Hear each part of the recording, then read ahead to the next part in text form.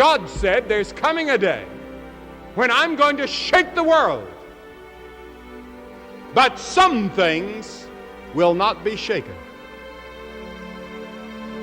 Some things remain. In other words, there's coming a time when the world will be pressed and there'll be no way out. Those times come in your life, in your home. Tension, friction, financial trouble. You're pressed, and there doesn't seem to be a way out. There is an answer. There is a way. Jesus said, I am the way. I just want you guys to remember, that right now there's this thing where ethics aren't what they used to be. This idea that people are trying to replace the ideas of good and bad with better or worse. And that is incorrect. You got to keep your ethics intact, because good and bad is a compass that helps you find the way. And a person that only does what's better or worse is the easiest type of person to control. They are a mouse in a maze that just finds the cheese. But the one who knows about good and bad will realize that he's in a maze. So, that being said, I just hope that all of you guys transcend whatever you see as your obstacles, and that you live outstanding lives, and that you stay connected to your communities, because you have so much power there, and that you grow your communities and you diversify your communities, and that you don't let anybody tell you you can't or to be afraid. White folks, black folks, Korean folks, Mexican folks, Puerto Ricans, we gotta understand each other. We gotta take a bigger chance. You need to do something. I want, when they see me, they know that every day when I'm breathing, it's for us to go farther. Every time I speak, I want the truth to come out. At this level, all we're trying to do is unite. And right now, as a year, we got 1 million people that's listening. Now we can tell them something. Now we can try to get them that way, and we might lose some. We might gain some, but we would never even have that audience had we not said what was real. And even if I get in trouble, you know what I'm saying? Ain't that what we're supposed to do? I'm not saying I'm gonna rule the world or I'm gonna change the world, but I guarantee that I will spark the brain that will change the world, and that's our job. Some people really love their life to sit around and f*** off. When I sit around and f*** off, I don't like me. My whole life, I was convinced, when I was a young man, I was convinced I was a loser. Absolutely convinced. Until I started getting really good at martial arts, I never thought I was good at anything. I just had a very low self-esteem. And I was limiting myself by what I thought were other people's opinions of me. This is when I was a really young kid. And I didn't figure this out until I was like in my 30s. But I think that you absolutely can be limited by your perceptions of someone's definitions of you. But you can break through that stuff. That's what you break through with discipline. That's where you break through with hard work and concentration and focus. And that's why it's so important to have like either a discipline or an art or something that you're trying to create or something that you're really focusing on. Because if you don't have like a point of focus as a human, I think it's very hard to get through this life and have an appreciation for true struggle. Because our physical struggle with what our bodies are designed for, the caveman of 10,000 plus years ago, our bodies are still designed for that. That physical struggle doesn't really manifest itself when you're sitting in front of a cubicle, in front of a computer in a cubicle, in this unnatural position all day. I think the whole situation is very confusing for the human body. And we don't get the tests that we need in order to have what you would call personal sovereignty. So you gotta impose those tests on yourself. Your life would feel better and richer if you had a goal, you chase that goal, you accomplish some things, and you would get this boost of confidence, you get this boost of self-esteem, like whatever it is that you're into doing. Maybe you're into drawing comic books, maybe you're into making pottery or sculptures, but find whatever the that is and pursue that instead of doing nothing. Like the people that are doing nothing, doing something might be as simple as like that Alex Honnold guy. He just climbs rocks, but he's world-class rock climber. Though. It's something.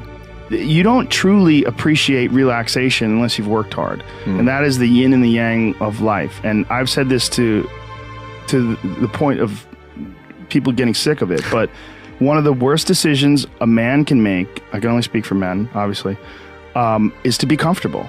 I don't think you should try to be comfortable. I think what you should try to do is try to earn comfort. And if you can get a day off where you've worked hard and you've accomplished goals, that day off will be so sweet. When I work hard and I sit in front of the TV, I enjoy the shit out of it. I put my feet up, I have a nice drink, I enjoy my free time. I'm more of a workaholic than I should be, probably. If the balance was, I probably should relax more than I do, but I never feel like I earned it. But that's part of the reason why when I do feel like I earned it, I can enjoy it. It's because I am more connected to the idea that I need to accomplish things, and it's not like for anybody else's benefit other than my own, or anybody else's approval other than my own. When I have a task, whether it's today I'm going to write 1,000 words, or 2,000 or whatever the number is. If I don't do that, I write things down. Like I'll write down a list of things that get accomplished that day, and if I don't accomplish that, I'll get sick. Like it'll drive me crazy. If I can't fill out that list, that drives me nuts, but that's what led me to be a championship level martial artist. That's what led me to achieve it's the reinforcement of those goals, like understanding that you can achieve those goals. It's going to be difficult. You're going to push through the difficulty, and then you're going to understand what difficulty truly is and how much of it is just mental, how much of it is just in your mind, this adversity to difficult task or to struggle. And a lot of people have that. They're scared. They're scared of complications. They're scared of failure. Failure is a big one that people are afraid of, but failure is one of the most important things you could ever have as far as like the motivation to do things differently. One of the reasons why I think that I'm good at friendships and relationships is because I've failed at them in the past. One of the things that I'm good at comedy is because I bombed on stage. One of the reasons why I'm good at work is because I've been a shitty worker in the past, and I know the feeling of failure, the feeling of shame, of being like a weak, non-motivated, lazy person. It's a weak feeling. You don't respect yourself.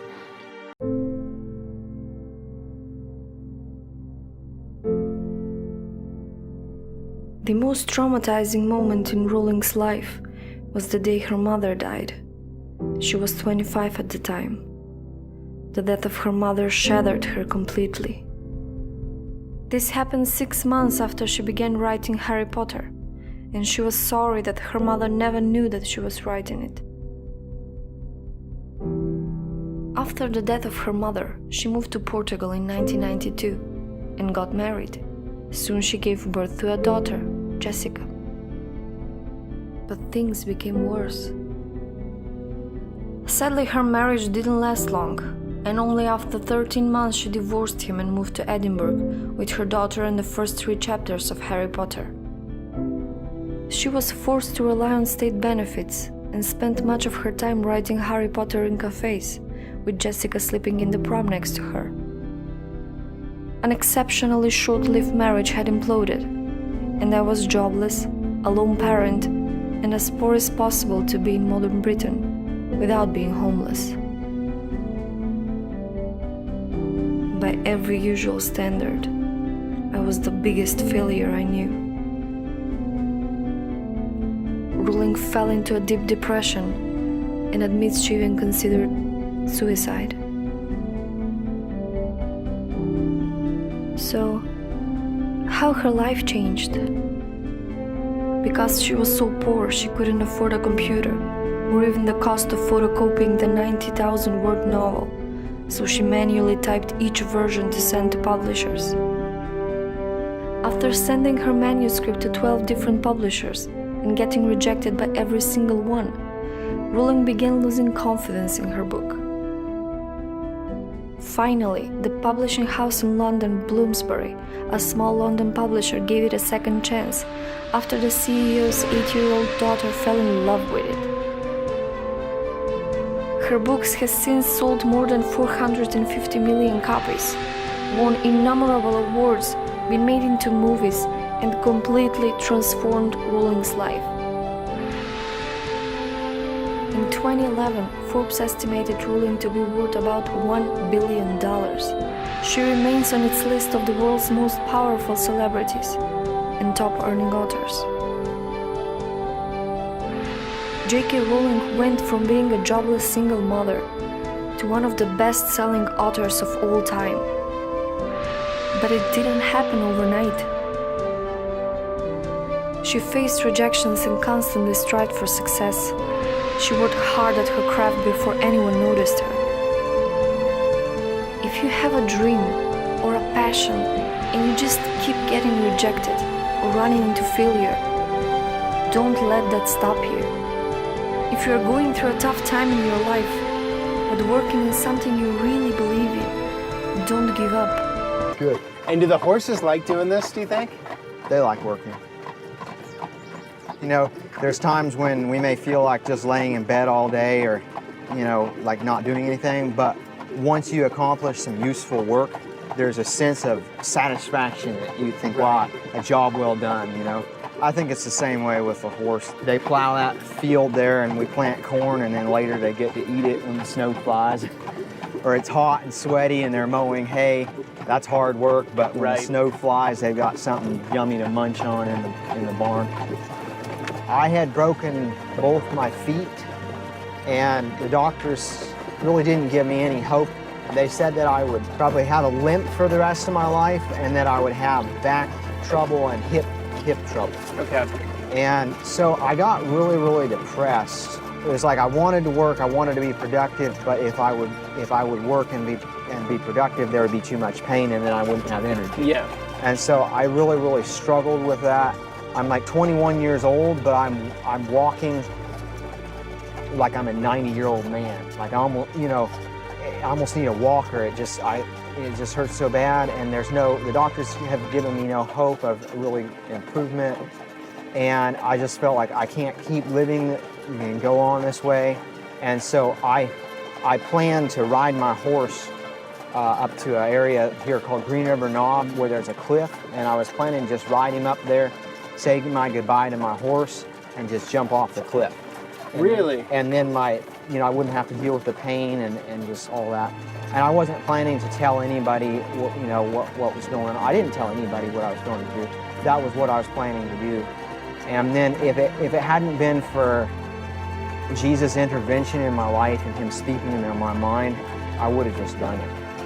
One of the things that God spoke in my mind was, Titus, if you would do that, it would hurt your mother so much. And that changed the focus from me thinking about, oh, life is too hard for me to go on, to, how would this decision hurt somebody else?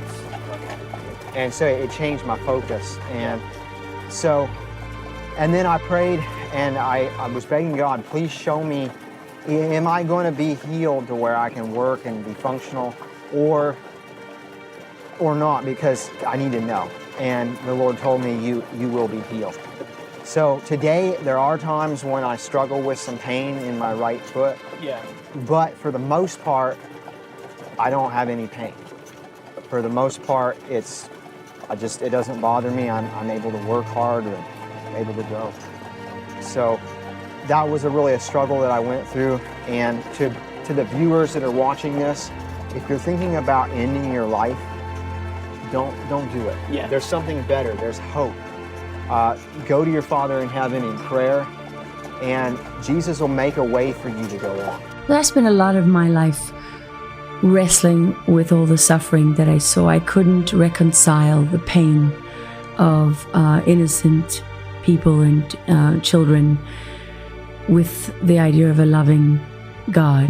You know, I just felt that it made no sense to me. Right. And what I missed that I feel was right in front of my eyes all along was that there's a real distinct dividing line between God and the devil is free will. If I did that, I'll break my arm or something, you know what I mean?